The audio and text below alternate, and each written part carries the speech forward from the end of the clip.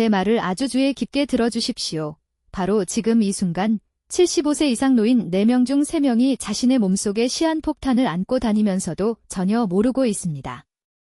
바로 여러분의 간이 서서히 지방에 잠기고 조용히 염증이 생기며 여러분이 주무실 때, 식사하실 때, 손주들과 웃으실 때 돌이킬 수 없는 손상을 향해 나아가고 있다는 것입니다.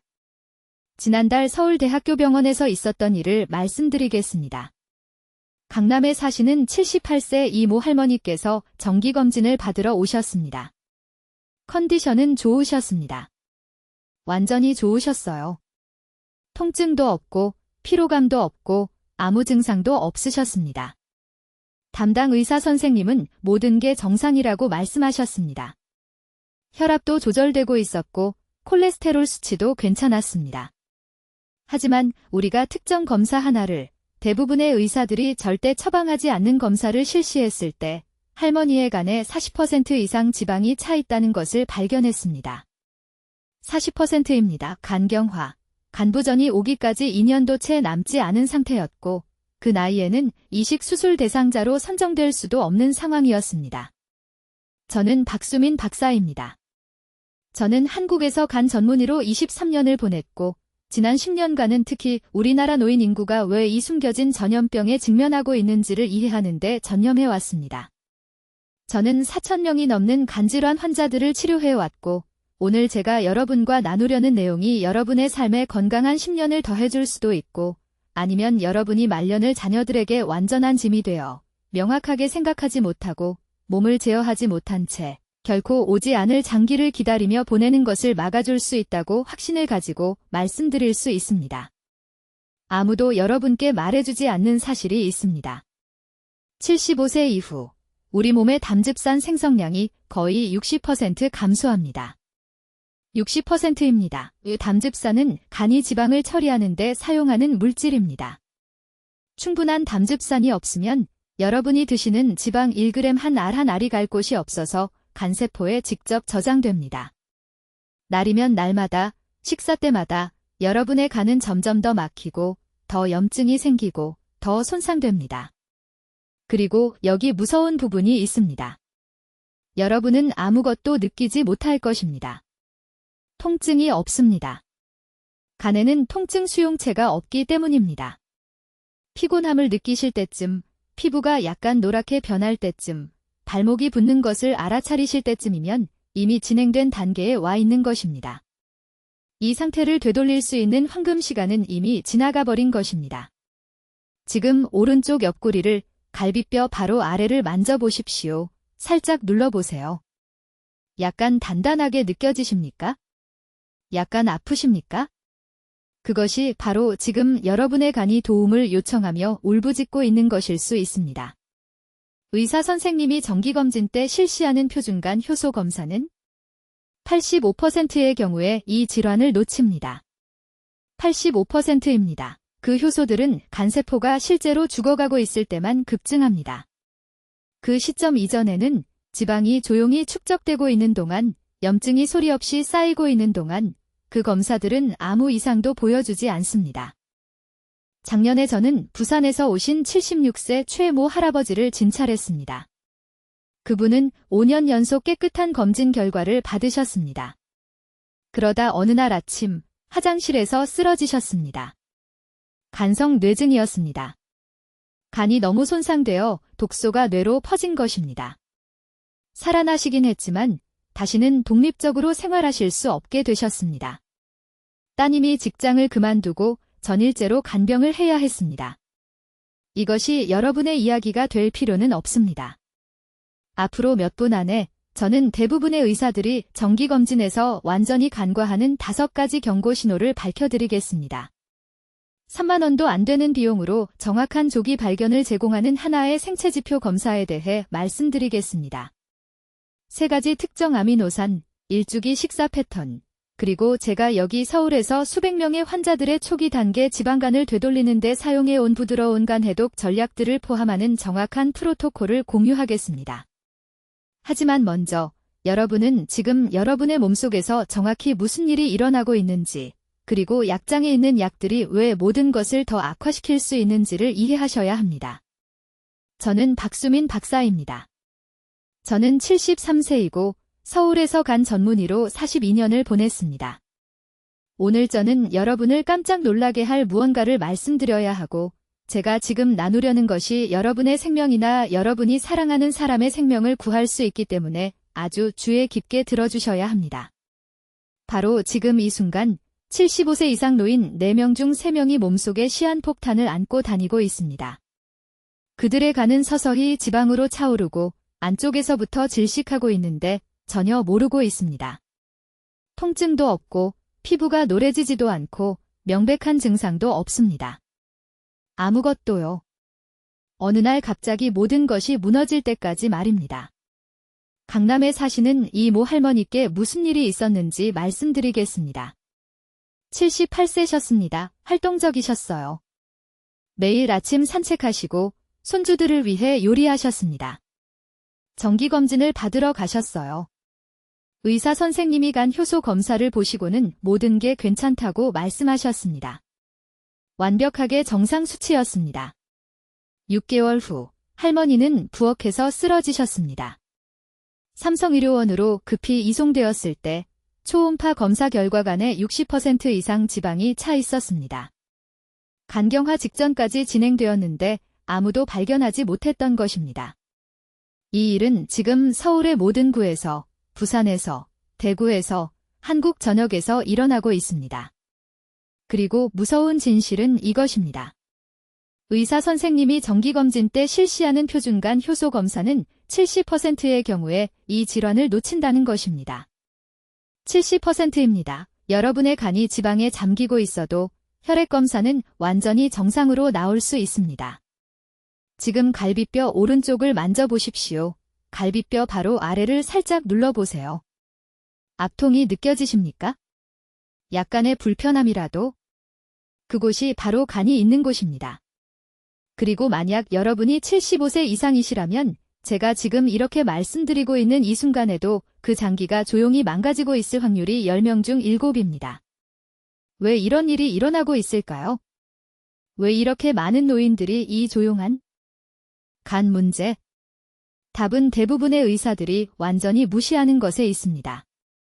75세가 지나면 당신의 몸은 50세 때보다 43%나 적은 담즙산을 생성합니다. 담즙산은 간이 지방을 분해하고 처리하는 데 사용하는 물질입니다. 담즙산 생성이 감소하면 지방이 간세포 안에 축적되기 시작합니다. 한 방울씩, 한 세포씩, 완전히 조용하게. 간은 아프지 않습니다. 간에는 통증 수용체가 거의 없습니다. 뭔가 잘못되었다고 느낄 때쯤이면 손상은 이미 돌이킬 수 없는 경우가 많습니다. 이것이 제가 이것을 오늘날 한국 노인들이 직면한 가장 위험한 침묵의 살인자라고 부르는 이유입니다. 그런데 저를 화나게 하는 것이 있습니다. 제가 70세대 나이에 은퇴하지 않고 계속 일하는 이유가 바로 이것입니다. 이 질환은 완전히 예방 가능합니다. 초기 단계에서는 완전히 회복 가능합니다. 하지만 아무도 당신에게 방법을 가르쳐주지 않습니다. 의료 시스템이 당신을 실망시켰습니다. 의사는 당신과 7분을 보내고 효소 수치를 보고 집으로 보냅니다. 그들은 초기 단계의 지방간을 실제로 드러내는 하나의 생체 지표를 절대 확인하지 않습니다. 그들은 제가 오늘 당신과 공유할 5가지 경고 신호에 대해 절대 묻지 않습니다. 지금 당신의 몸속에서 정확히 무슨 일이 일어나고 있는지 설명하겠습니다. 간은 당신이 가진 가장 큰 내부 장기입니다. 500가지 이상의 다양한 기능을 수행합니다. 모든 독소를 걸러냅니다. 혈액을 응고시키는 단백질을 생성합니다. 에너지를 저장합니다. 혈당을 조절합니다. 간이 기능을 잃기 시작하면 모든 것이 무너지기 시작합니다. 지방 축적은 작게 시작됩니다. 작은 지방 방울로 채워진 몇 개의 간세포만. 당신의 몸은 여전히 보상할 수 있습니다. 간은 여전히 기능할 수 있습니다. 하지만 매일 더 많은 세포가 지방으로 채워집니다. 간에 염증이 생깁니다. 흉터 조직이 형성되기 시작합니다. 이것이 황금 시간입니다. 이것이 당신이 아직 모든 것을 되돌릴 수 있는 기회입니다. 하지만 이 기회는 영원히 열려 있지 않습니다. 수년간의 침묵하는 지방 축적 후에 간이 딱딱해지기 시작합니다. 간경화가 발생합니다. 그 시점에서는 손상을 되돌릴 수 없습니다. 유일한 선택은 이식이고 75세나 80세에는 새로운 간을 받을 수 없습니다. 이제 이 간 문제가 왜 그렇게 위험한지, 그리고 왜 일반 의사가 이것을 전혀 발견하지 못했는지 정확히 설명하겠습니다. 제가 지금 말씀드리려는 것이 당신의 생명을 구할 수 있으니 매우 주의 깊게 들으십시오. 75세가 되면 아무도 말해주지 않는 재앙적인 일이 몸속에서 일어납니다. 담즙산 생성이 60% 감소합니다. 60%입니다. 그 심각성을 이해할 수 있도록 다시 말씀드리겠습니다. 담즙산의 절반 이상이 그냥 사라집니다. 이제 담즙산이 무엇인지 궁금하실 겁니다. 간에 있는 청소팀이라고 생각하십시오. 이 청소팀이 충분하지 않으면 지방이 골목의 쓰레기처럼 간세포에 쌓이기 시작합니다. 천천히, 조용히, 통증도 없이, 경고 신호도 없이, 어느 날 당신의 간이 30% 지방이 될 때까지. 무서운 부분이 있습니다. 표준 혈액 검사로는 이것을 잡아낼 수 없습니다. 여기 서울의 제 병원에서 수백 번 일어나는 것을 봤습니다. 78살 환자가 들어옵니다. 조금 피곤함을 느낍니다. 가족 주치의가 6개월 전에 간 효소 검사를 했습니다. 모든 것이 정상으로 보였습니다. 알트는 괜찮았습니다. AST도 괜찮았습니다. 하지만 제가 초음파를 하면 그들의 간은 버터 덩어리처럼 보입니다. 완전히 지방으로 침투되어 있습니다. 환자는 충격을 받아 화면을 응시합니다. 어떻게 이럴 수 있나요? 혈액 검사는 정상이었는데요. 정확히 이유를 말씀드리겠습니다. 간 효소 검사는 이미 손상이 발생한 후에만 감지합니다. 간세포가 죽을 때 누출되는 효소를 측정합니다. 하지만 지방간은 세포를 즉시 죽이지 않습니다. 수년에 걸쳐 천천히 질식시킵니다. 효소가 상승할 때쯤이면 이미 위험 지역에 있는 것입니다. 황금 시간을 놓친 것입니다. 작년에 서울 삼성의료원에서 본 환자에 대해 말씀드리겠습니다. 강남에 사는 76살 이 여사님입니다. 딸이 고집해서 저를 찾아왔습니다. 이 여사님은 완전히 괜찮다고 느꼈습니다. 식사 후 조금 피곤하지만 그 나이에 누가 안 그렇겠습니까? 3개월 전 정기검진에서 간 기능이 완전히 정상으로 나왔습니다. 하지만 딸이 지방간에 대해 읽고 제가 초음파를 하도록 요구했습니다. 초음파는 심한 간 지방증을 보여주었습니다. 그것이 지방간의 의학 용어입니다. 간이 40% 이상 지방이었습니다. 식단에 대해 물었습니다. 잘 먹었습니다. 주로 밥, 국, 약간의 생선. 아주 전통적인 한국 식단입니다. 기름지거나 튀긴 음식은 많지 않았습니다. 그런데 왜 간이 지방으로 가득 찼을까요? 아무도 당신에게 말해주지 않는 것이 있습니다.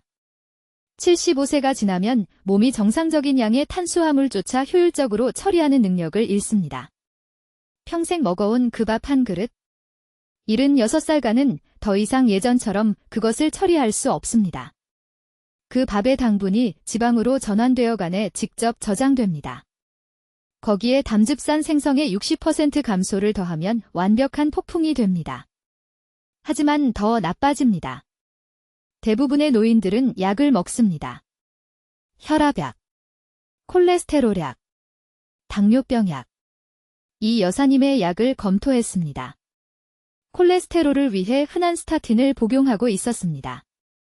의사가 아마 절대 말해주지 않은 것이 있습니다. 스타틴은 심장을 보호하지만 실제로 특히 노인 환자에서 간의 지방 축적을 증가시킬 수 있습니다. 그녀를 살리고 있는 바로 그 약이 조용히 간을 손상시키고 있었습니다. 이것이 숨겨진 범인입니다. 당신이 믿는 약 수십 년 동안 먹어온 식단. 당신을 거스르는 자신의 노화 생물학. 세 가지 모두가 함께 모여 단 하나의 증상도 당신에게 경고하지 않으면서 간을 파괴하는 침묵의 음모를 꾸밉니다. 이 여사님은 모든 환자가 묻는 질문을 했습니다. 정기검사로 이것을 잡아낼 수 없다면 내가 그것을 가지고 있는지 어떻게 알 수 있나요? 저는 그녀에게 하나의 간단한 생체지표에 대해 말했습니다. 10,000원도 안 되는 비용으로 할 수 있습니다. 지방간 지수입니다. 이것은 허리둘레, 중성지방 수치, 그리고 체질량 지수를 결합합니다. 이 지수는 초음파 검사를 하기도 전에 그녀의 지방간을 90%의 정확도로 예측했습니다. 지금 당장 배를 만져보세요. 허리둘레를 재보세요. 여성이고 85cm가 넘거나 남성이고 90cm가 넘는다면 이미 고위험군에 속합니다. 이것은 여러분의 몸의 지방이 허리둘레뿐만 아니라 간 속에도 쌓이고 있다고 비명을 지르는 방식입니다. 이제 한국의 대부분 의사들이 정기검진에서 완전히 놓치는 세 번째 핵심 사항을 설명하겠습니다. 이것은 75세 이상 모든 분들에게 절대적으로 중요합니다. 진짜 문제는 간이 망가지고 있다는 것이 아닙니다. 진짜 문제는 표준 혈액검사가 말기간 질환을 찾도록 설계되었지, 지금 당장 간세포에서 일어나고 있는 조용한 축적을 찾도록 설계되지 않았다는 것입니다. 주의 깊게 들으세요. 서울이나 부산에 있는 병원에 가면 의사가 무엇을 확인합니까? AST와 ALT 수치를 봅니다. 이것들은 간 효소입니다. 하지만 강남에 있는 제 병원에서 4,000명이 넘는 환자를 치료한 후 제가 발견한 것은 이것입니다. 이 효소들은 간세포가 이미 죽어서 파열될 때만 급상승합니다. 그 순간 전에 손상이 돌이킬 수 없게 되기 전에는 혈액검사 결과가 완전히 정상으로 나옵니다. 아주 구체적으로 말씀드리겠습니다. 송파구에 사시는 78세 이씨라는 환자분이 계셨습니다. 서울대병원에서 받은 완벽한 혈액검사 결과를 가지고 저를 찾아왔습니다. AST는 18, ALT는 20이었습니다. 둘 다 훌륭한 수치였습니다. 담당 의사는 모든 것이 괜찮다고 말했습니다. 하지만 이 씨는 전보다 적게 먹는데도 배 주변에 살이 찌고 있었습니다. 매일 점심 후에 피곤함을 느꼈습니다. 저녁이 되면 발목이 약간 붓곤 했습니다. 이것들은 간에서 보내는 속삭임이지만 아무도 듣지 않았습니다. 저는 한국의 어느 큰 병원에서든 30,000원도 안 되는 비용으로 할 수 있는 추가 검사를 처방했습니다. 지방간 지수라고 불리는 검사입니다. 이것은 허리둘레, 중성지방 수치, 감마지티 효소, 그리고 체질량 지수를 하나의 숫자로 결합합니다. 이 씨의 점수는 74였습니다. 60 이상이면 지방간 질환 가능성이 78% 이상이라는 의미입니다. 이틀 후 초음파 검사가 이를 확인했습니다.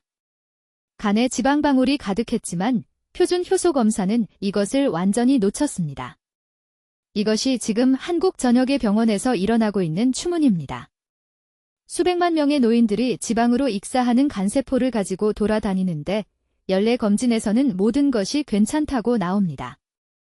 왜 특별히 75세 이후에 이런 일이 일어날까요? 담즙산 생산이 40% 감소합니다. 담즙산은 간에서 지방을 운반하는 트럭입니다. 트럭이 충분하지 않으면 지방은 그냥 간세포 안에 주차되어 거기 머물러 있습니다. 매달, 해마다 간은 푸아그라 생산을 위해 강제 급식당하는 거위처럼 됩니다. 즉시 해야 할 일은 이것입니다. 다음에 의사를 방문할 때 3가지를 요청하세요. 첫째, 감마지티 검사를 요청하세요. 이 효소는 AST나 ALT보다 간 염증에 훨씬 더 민감합니다. 감마지티가 50 이상이면 간이 고생하고 있는 겁니다. 둘째, 오늘 밤 집에서 허리둘레를 재세요. 천줄자를 가져오세요. 배꼽 주변을 재세요. 남성은 90cm 이상, 여성은 85cm 이상이면 위험 구역에 있는 겁니다. 셋째, 간 지방증을 특별히 확인하는 복부. 초음파를 요청하세요. 그게 의학 용어입니다. 적어두세요. 의사에게 보여주세요. AST와 ALT 수치만으로는 안심하지 마세요. 그 검사들은 40년 전에 설계되었습니다.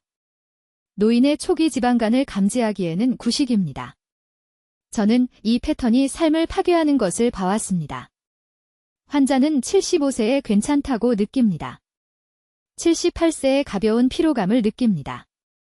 80세에 당뇨 진단을 받습니다. 83세에 간경화가 됩니다.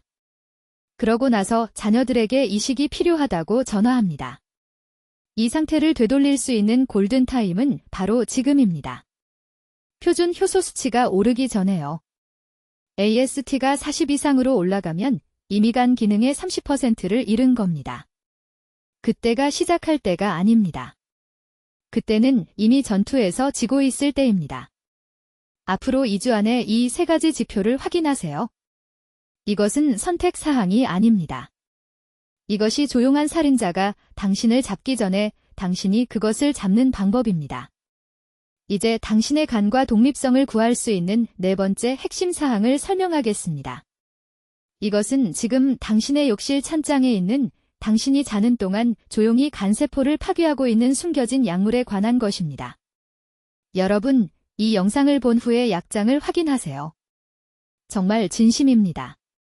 많은 분들이 의사가 따로따로 처방한 약물 조합을 복용하고 있지만 그것들이 새벽 3시에 간 안에서 만났을 때 무슨 일이 일어나는지 아무도 말해주지 않았습니다. 서울에 있는 제 병원에서 800명이 넘는 환자의 약물 목록을 검토한 후 제가 발견한 것은 이것입니다. 75세 이상 노인의 73%가 매일 최소 4가지 처방약을 복용하고 있습니다. 하지만 무서운 부분은 이것입니다. 가장 흔히 처방되는 3가지 약물 범주가 간의 지방 처리 능력을 직접적으로 방해합니다. 그것들은 본질적으로 지방간 질환이 생길 때까지 매년 간세포 안에 지방을 가둡니다. 첫 번째 원인은 콜레스테롤 약물 계열입니다. 자, 주의 깊게 들으세요. 처방받은 약을 끊으라고 말하는 게 아닙니다. 의사와 상담하지 않고는 절대 그렇게 하지 마세요. 하지만 무슨 일이 일어나고 있는지는 이해해야 합니다. 이 약물들은 간의 효소를 차단하는 방식으로 작용합니다. 그게 이 약들의 역할입니다. 하지만 그 효소가 수년간 차단되고 특히 담즙산 생산이 자연스럽게 감소하는 75세 이후에는 간이 더 이상 효율적으로 지방을 처리할 수 없어서 지방을 축적하기 시작합니다. 두 번째 범주는 특정 혈압 약물입니다. 특히 체액저류에 작용하는 유형입니다. 다시 말하지만 많은 사람들에게는 생명을 구하는 약입니다. 하지만 간 기능 저하와 단백질 섭취 감소가 결합되면 대부분의 노인들이 겪는 이러한 상황에서 이런 약물들이 간 조직의 지방 축적을 유발할 수 있습니다. 저에게 강남구에 사시는 78세이씨 할머니 환자분이 계셨는데 다른 부위는 다 살이 빠지는데 배만 부어오르는 이유를 몰라 혼란스러워하며 저를 찾아오셨습니다. 그분은 12년 동안 똑같은 3가지 약을 복용하고 계셨습니다. 간에 지방이 가득 차 있었지만 정기적인 혈액 검사에서는 아무런 이상이 나타나지 않았습니다. 일반 검사로는 이 상태를 놓치기 때문입니다. 세 번째 범주는 모든 분들을 놀라게 합니다. 수백만 명의 노인들이 역류성 식도염과 속쓰림 때문에 매일 복용하는 특정 위산 억제제입니다. 이 약물들은 위와 간이 영양분을 처리하는 방식을 변화시킵니다. 간이 지방을 분해하는데 절실히 필요한 중요한 비타민 B의 흡수를 감소시킵니다. 이런 약을 5년, 10년 복용하면 간은 깨끗한 상태를 유지하는 데 필요한 정확한 영양소가 부족해집니다. 하지만 가장 위험한 부분은 이겁니다. 아무도 복합적인 효과를 모니터링하지 않는다는 것입니다. 심장내과 의사는 한 가지 약을 처방합니다. 내과 의사는 다른 약을 처방합니다. 위장약은 약국에서 직접 구입합니다. 각 의사는 자신의 관심사만 봅니다. 아무도 매일 이 모든 화학물질을 동시에 처리하는 부담을 지고 있는 간을 지켜보지 않습니다. 지금 당장 무엇을 해야 할까요? 첫째, 복용하는 모든 약물과 영양제의 완전한 목록을 만드세요. 정확한 용량과 복용 기간을 포함해서요. 일반 의약품도 포함하세요. 모든 것을요. 둘째, 이 목록을 의사에게 가져가서 구체적으로 이 질문을 하세요. 적어두세요. 이 약물들이 함께 제간의 지방 대사 능력에 어떤 영향을 미치나요? 초음파나 FIB-4 지수라는 특정 혈액 지표로 제간 지방 수치를 확인할 수 있나요? 라고 물어보세요. 일반 간 효소 검사가 아닙니다. 그것들은 지방간을 놓칩니다. FIB-4 지수입니다. 셋째, 특히 5년 이상 복용한 약물의 경우 용량을 줄이거나 간에 덜 부담되는 대체약으로 바꿀 수 있는지 상의하세요. 때로는 특정 약물을 복용하는 시간을 조정하고 몇 시간 간격을 두는 것만으로도 간에 가해지는 복합적인 부담을 줄일 수 있습니다. 부산에 사시는 76세 최 씨 할아버지 환자분이 계셨는데 6가지 약을 복용하고 계셨습니다. 3개월에 걸쳐 의사들과 신중하게 조정한 후 전략적인 시간에 복용하는 4가지 약물로 줄였습니다. 6개월 만에 간 지방이 30% 감소했습니다. 필요한 치료를 중단하지 않았습니다. 다른 질환들을 관리하면서 간을 보호하는 것에 대해 더 현명해진 것뿐입니다. 간은 여러분이 섭취하는 모든 것을 처리하고 있습니다. 그 부담을 존중하세요. 그 부담에 의문을 제기하세요. 여러분의 독립성이 그것에 달려 있습니다. 이제 대부분의 의사들이 정기검진에서 완전히 간과하는 5가지 경고 신호를 알려드리겠습니다.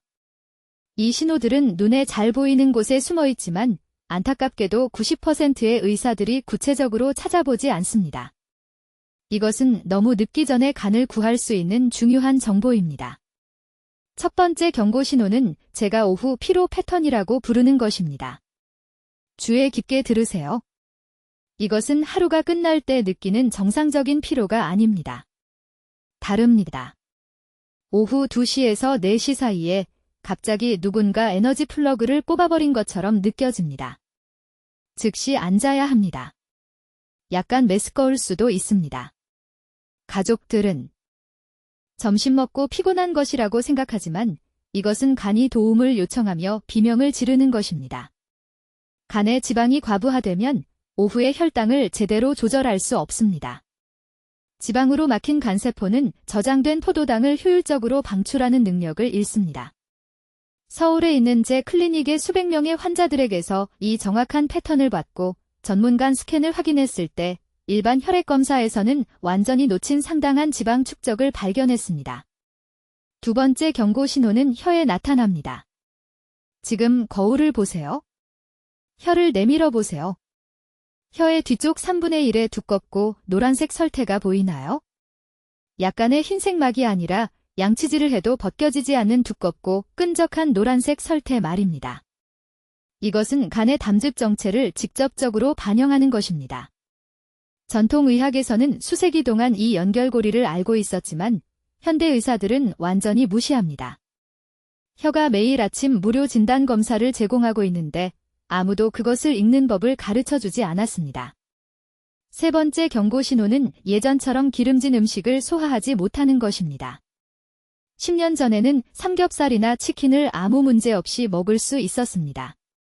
지금은 기름진 음식을 먹으면 몇 시간 동안 무겁고 불편합니다. 다음 날 아침 묽은 변을 볼 수도 있습니다. 나이 탓이라고 생각하지만 이것은 실제로 간이 더 이상 충분한 양질의 담즙을 생산할 수 없다고 말하는 것입니다. 75세 이후 담즙산 생산이 감소한다고 앞서 설명한 것을 기억하시나요? 이 소화 불편함이 직접적인 결과입니다. 담낭은 수축하고 있지만 간이 지방을 제대로 분해할 만큼 충분한 담즙을 공급하지 못하는 것입니다. 네 번째 경고 신호는 가슴이나 팔 위쪽에 나타나는 검이 정맥입니다. 다리의 큰 정맥류가 아닙니다. 검이 다리처럼 바깥쪽으로 방사되는 가느다란 선이 있는 작은 붉은 점을 말하는 겁니다.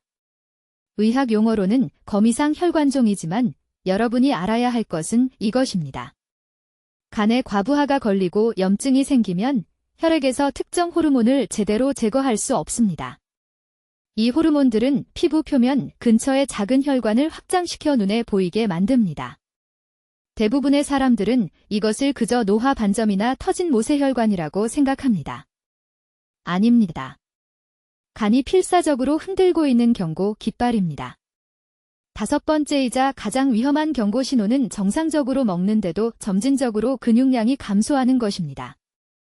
팔과 다리를 보면 점점 가늘어지는데 배는 점점 커지고 있습니다. 이것은 정상적인 노화가 아닙니다. 이것은 간과 관련된 근육 소실입니다. 간에 지방이 가득 차면 근육이 필요로 하는 단백질을 제대로 합성하지 못하게 됩니다. 신체가 아미노산을 얻기 위해 자신의 근육 조직을 분해하기 시작하는 것입니다. 저에게 내원하신 78세 강남의 이 여사님이 계셨는데 허벅지 근육은 빠지는데 허리둘레는 늘어나는 이유를 이해하지 못해 혼란스러워 하셨습니다. 평소 다니시던 병원 선생님은 운동을 더 하라고만 하셨습니다. 하지만 제가 정밀 검사를 해보니 간에 지방이 35%나 축적되어 있었습니다. 근본 원인을 먼저 해결하지 않고서는 아무리 운동을 해도 소용이 없는 상황이었습니다. 이 5가지 징후는 종종 함께 나타나지만 때로는 2-3가지만 나타나기도 합니다. 중요한 점은 이것입니다. 지금 본인에게서 이런 경고 신호 중 2가지라도 발견된다면 영구적인 손상이 오기 전에 조치를 취할 수 있는 황금 시간대에 있는 것입니다. 이제 한국의 대부분 의사들이 노인 정기검진에서 완전히 놓치는 6번째 중요한 요인에 대해 말씀드리겠습니다. 이것은 숨겨진 약물 함정이며 저는 모든 것을 제대로 하고 있다고 생각했던 75세 이상의 수많은 환자들에게서 이것이 간 기능을 파괴하는 것을 보았습니다. 아주 주의 깊게 들어주십시오. 매일 3가지 이상의 처방약을 복용하고 계시다면 본인도 모르는 사이에 지금 간이 과부하 상태로 일하고 있는 것입니다. 문제는 약 자체가 아닙니다. 문제는 75세 이후에 이러한 화학물질을 처리하고 제거하는 간의 능력이 거의 60%나 떨어진다는 것입니다. 그런데도 담당 의사는 60살 때 처방했던 것과 똑같은 용량을 계속 처방합니다. 저에게 내원하신 78세의 서울 강남구에 사시는 이 여사님이 계셨습니다. 계속되는 피로와 갈비뼈 바로 아래 오른쪽에서 느껴지는 이상한 묵직함을 호소하며 제 진료실에 오셨습니다. 5가지 약을 복용하고 계셨습니다. 혈압약, 콜레스테롤약, 당뇨약, 혈액희석제, 그리고 무릎 통증을 위한 진통제였습니다. 모두 다른 시기에 다른 의사들이 처방한 것들이었습니다. 정기검진에서는 간 효소 수치가 정상으로 나왔기 때문에 모두들 괜찮다고 말했습니다. 하지만 제가 앞서 언급한 고급 바이오마커 검사를 실시했더니 간이 지방에 잠겨 있었습니다. 지방 축적이 32%였습니다. 왜 이런 일이 일어났을까요? 나이 든 간이 매일 5가지 화학물질을 처리하는 것을 따라잡을 수 없었기 때문입니다. 이 약들이 우리가 대사정체라고 부르는 상태를 만들고 있었습니다. 작은 마을 길이 고속도로 교통량을 처리하려고 하는 것을 상상해 보십시오. 그것이 바로 그분의 간 상태였습니다. 저를 가장 두렵게 만드는 것은 이것입니다. 노인들의 간 지방 축적을 가속화하는 가장 흔한 3가지 약물 범주가 바로 지금 여러분 대부분이 복용하고 있는 것들이라는 점입니다. 첫째, 콜레스테롤을 위한 스타틴 계열 약물입니다. 둘째, 당뇨병을 위한 메트포르민입니다. 셋째, 아세트아미노펜 같은 일반적인 진통제입니다. 이제 저를 오해하지 마십시오. 약 복용을 중단하라고 말하는 것이 아닙니다. 그것은 위험하고 무책임한 일입니다. 하지만 이러한 약물들이 간이 지방을 저장하고 연소하는 방식을 변화시킨다는 것을 이해해야 합니다. 신체 내부에서 일어나는 일에 대해 매우 구체적으로 설명하겠습니다.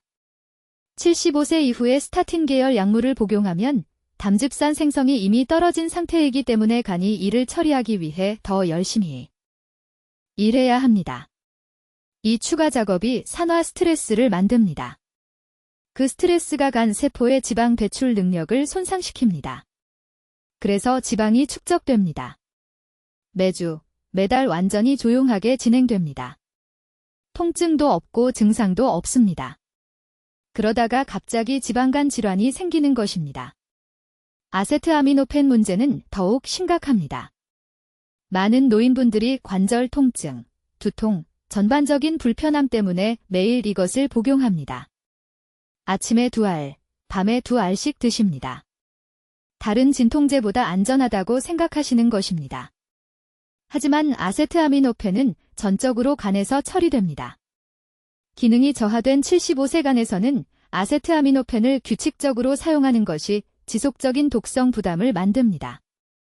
저는 약국에서 처방전 없이 구입한 이를 진통제 복용만으로 심각한 지방간이 발생한 환자들을 보았습니다.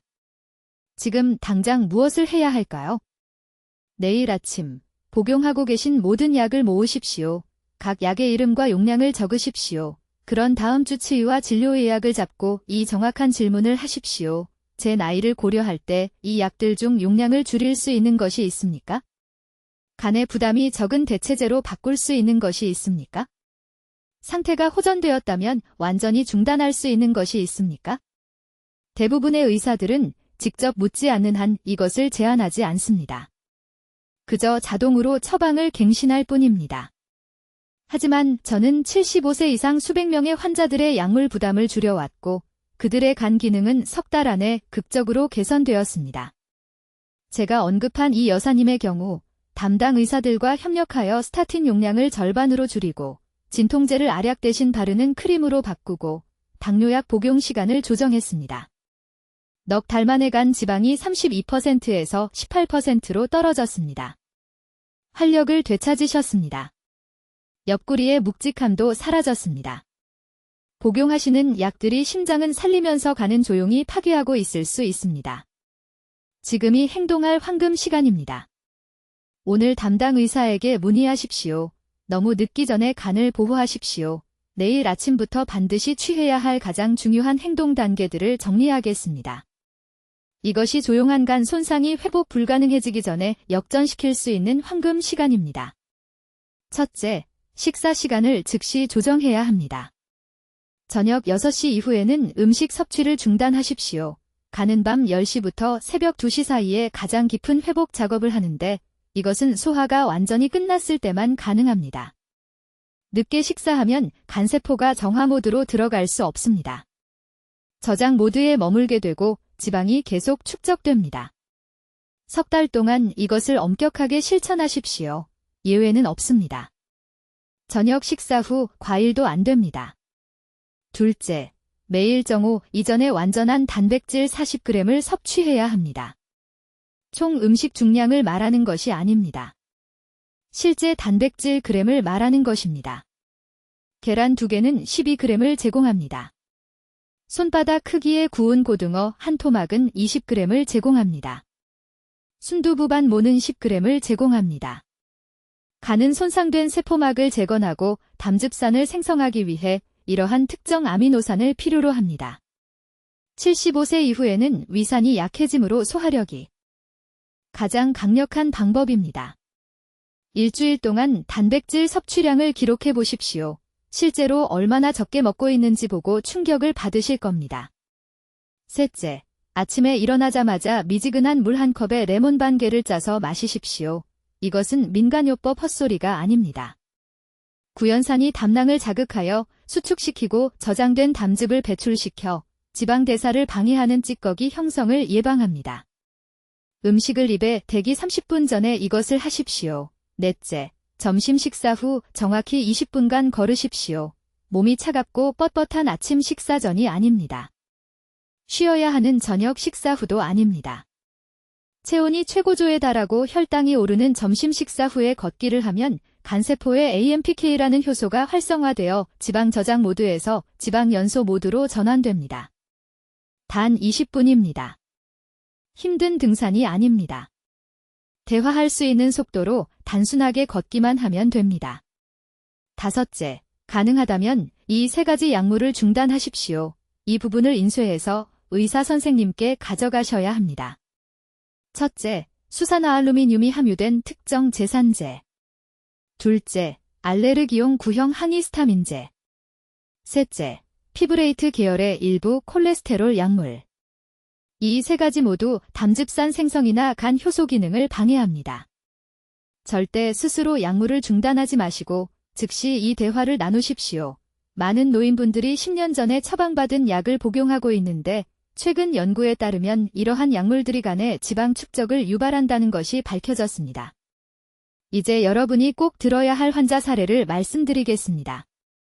강남에 사시는 78살 이 여사님께서 작년 4월에 나이 탓이라고 생각했던 피로감을 호소하며 제 진료실에 오셨습니다.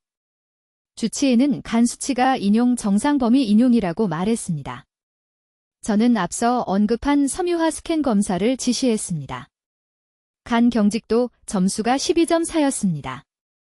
초기 섬유증을 동반한 심각한 지방간이었습니다.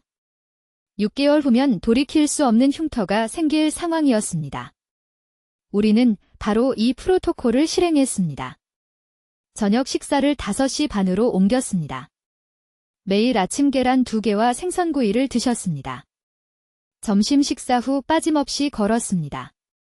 3개월 후 섬유화 스캔 수치가 7.1로 떨어졌습니다. 6개월 후에는 5.8이 되었습니다. 거의 정상에 가까운 간 조직 상태였습니다. 최근에 그분은 지금이 70살 때보다 더 활력이 넘친다고 말씀하셨습니다. 여러분도 이렇게 될 수 있습니다. 하지만 내일부터 시작해야 합니다. 다음 주가 아닙니다. 어떤 명절이나 가족 모임이 끝난 후가 아닙니다. 내일 아침입니다. 간 보호를 위해 지금 당장 2가지를 해주셔야 합니다. 첫째, 아래 댓글에 내일부터 간을 보호하겠습니다라고 입력하십시오. 이것은 저를 위한 것이 아닙니다. 이것은 여러분 자신에 대한 심리적 약속입니다. 둘째, 이 영상을 70살 이상의 사랑하는 분 한 분과 공유하십시오. 형제자매, 교회 친구, 이웃 누구든 좋습니다.